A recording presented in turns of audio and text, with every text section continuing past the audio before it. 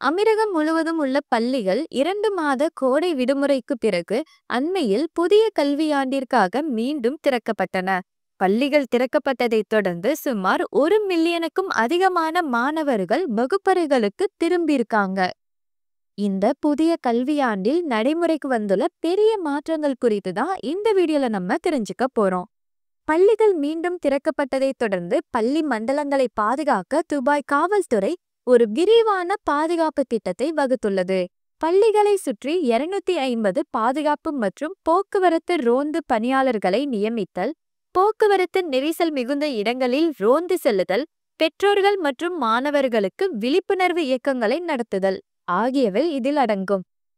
முதல் முறையாக ஐக்கிய அரபு அமீரகத்தின் உள்ள பள்ளிகள் AI பாடத்திட்டத்தை அறிமுகப்படுத்தியுள்ளன.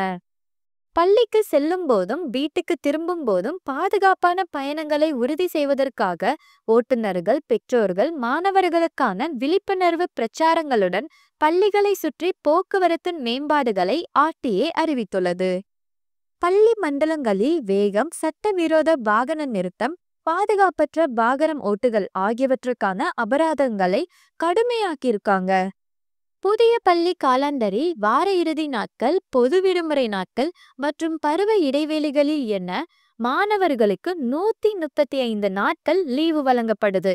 துபாய், அபுதாபி மற்றும் ஷார்ஜாவில் திறக்கப்படவிருக்கும் பல புதிய பள்ளிகள் அதிகரித்து வரும் தேவையை பூர்த்தி செய்ய நவீன வசதிகள் மற்றும் புதுமையான கற்பித்தல் முறைகளை அறிமுகப்படுத்தும் அப்படின்னு சொல்றாங்க.